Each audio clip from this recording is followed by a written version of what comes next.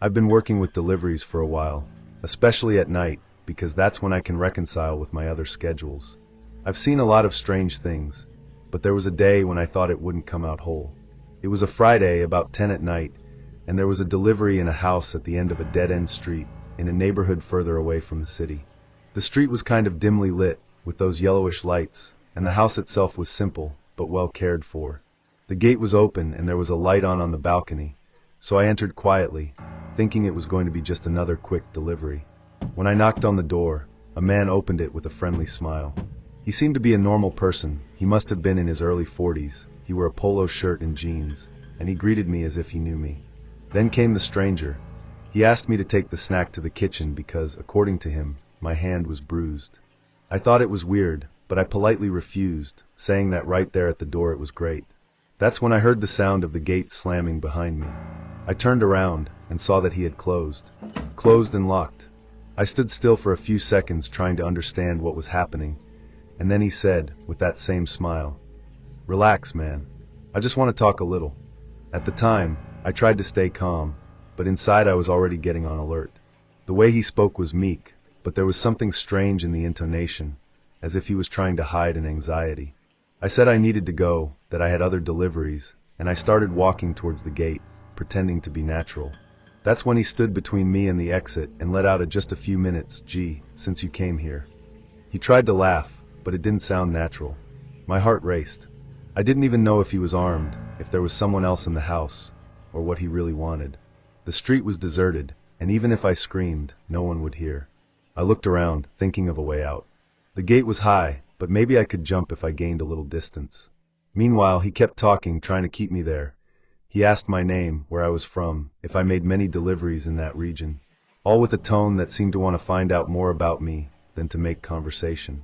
The kitchen was in the background, and he said he was going to get a glass of water, disappearing for a few seconds. That's when I ran. I went straight to the side wall, pushed a trash can that was there, went up with all my strength and jumped outside, falling badly, but without hurting myself. I ran out of there as if my life depended on it. And maybe it really depended on it. I arrived in my car shaking, sweating cold, without even being able to think straight. I sat in the driver's seat and stayed there for a few minutes, trying to process what had just happened. I took my cell phone and called the delivery app support, but it was useless. They just told me to report the incident through the app. I didn't even know how to describe that. The guy didn't get to touch me, but clearly there was an intention there. I was paranoid for days. Every time I got close to a house with a high wall or little lighting, my breathing accelerated. To this day, I don't know if he had done this to someone before, or if it was just a random attempt that went wrong. The most bizarre thing was that, 2 days later, I received a message from an unknown number. It was just a, "I'm sorry, I didn't want to scare you," without identification. The location hit the delivery neighborhood. I blocked it on the spot. I never accepted orders after 10 at night, and I avoid isolated areas whenever I can. There was a time when I thought about going to the police, but without proof or something concrete, they would only say it was a misunderstanding. But I know what I felt at that moment, and I know that, if I had entered that house, maybe I wouldn't be here to tell you this now.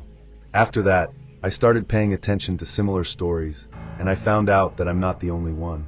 Several delivery men have already gone through strange situations. People who want you to come in, houses without electricity, customers who disappear and appear out of nowhere at the door. The difference is that, on that day, I was lucky enough to notice the wrong weather in time.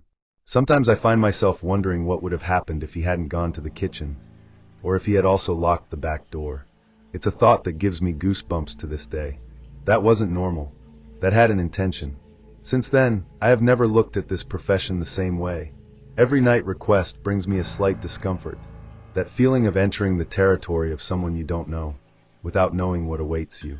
It seems like an exaggeration for those who have never passed, but it's real. I've even thought about changing areas, just to not run this kind of risk again. And as much as I try to move on, that man's look, the way he said, "I just want to talk," that was engraved in me. To this day, I can't understand what he really wanted. And you, have you ever been through a strange situation like this, where your instinct saved you from something that could have been much worse? I've been using Uber for a while, especially on shared rides to save money. It was something I did almost every week, and it had never been a problem, until that day. I took the car on a Sunday afternoon, returning from a meeting with some friends. It was a short journey, about 20 minutes to my house. When I entered, there was already a guy in the back seat.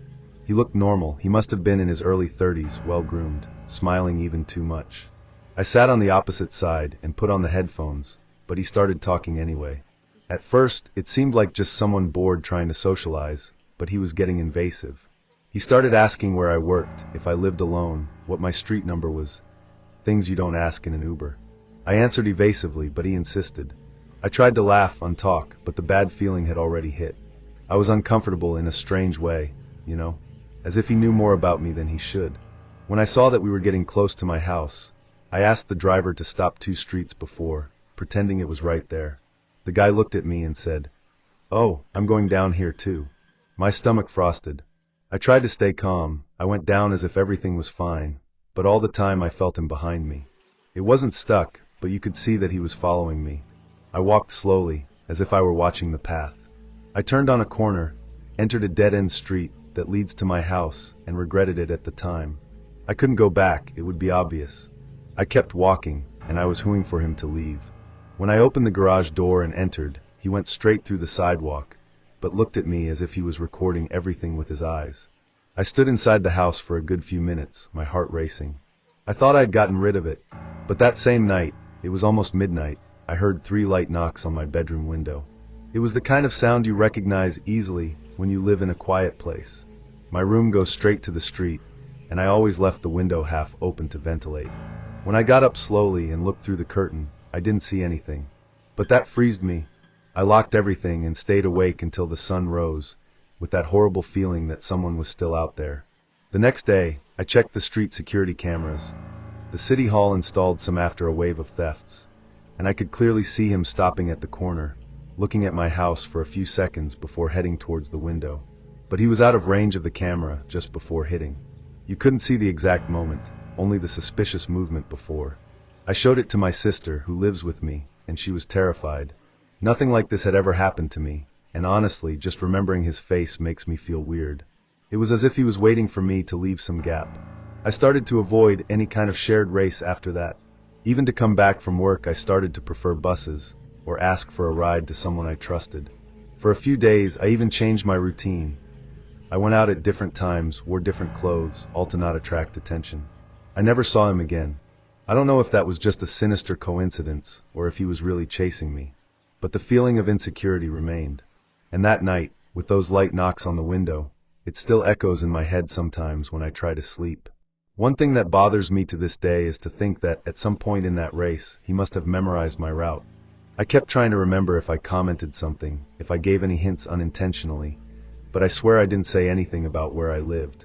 Not even for the driver, because I usually put the address directly in the app. And even if he had seen it, the right thing would be for him to go to his destination, right? He just stood there staring at me when he came down, with that cold look, as if he already knew I was afraid. After that, I changed the curtains for a very heavy blackout, put an extra lock on the door and a motion sensor in the backyard. I know it sounds like an exaggeration, but only those who have been through something like this understand the fear it gives. The feeling of being observed is a piece that sticks to the skin. The following days, I was on alert all the time. Any noise at night made me get out of bed. And to this day, if I hear a light tap on the window, my heart races. I never found out who he was. I never heard from it again. But every time I remember his face and that night, it gives me a chill down my spine. The worst thing is that I never knew if he followed me out of curiosity, or if he had any more sinister intention. I even tried to search for his name on Uber, but I couldn't find anything. The profile was blocked, which didn't help at all. That growing discomfort during the race stayed in my head for days. But the worst thing was what happened the next night. I was watching TV, distracted, when I heard the soft taps on the window again. I was paralyzed. I looked at the window and saw the reflection of my own face, scared, looking out. I decided not to go to the window. I didn't want to see anything. I didn't want to believe what was happening. I knew I had already locked everything, but I couldn't help but look through the curtain slit. The feeling that someone was there waiting, watching me, that was unbearable. I know he never told me where he lived, but that obsession that seemed to grow from a simple date in an Uber, well, it didn't disappear from my head. Maybe one day I'll find out who he really was. Or maybe I'd rather not know.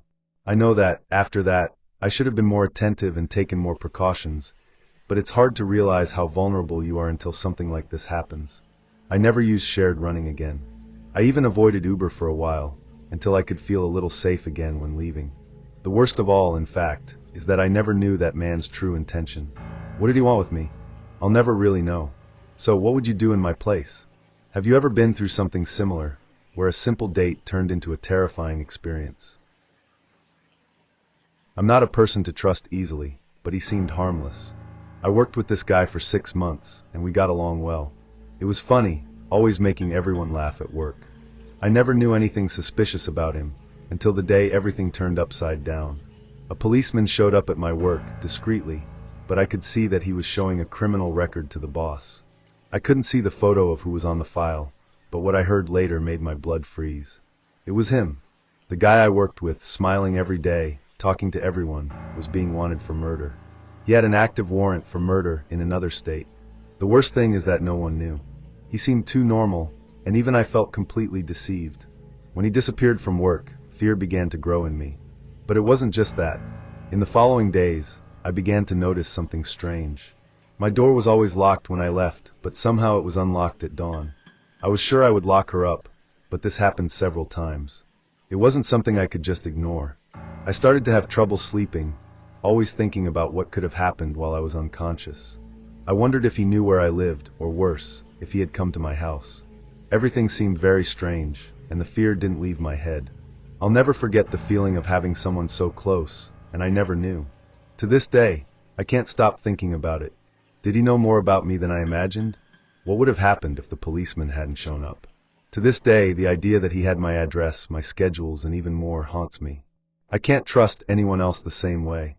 Have you ever felt safe with someone, only to find out that this person was hiding something much darker? What would you do in a situation like this?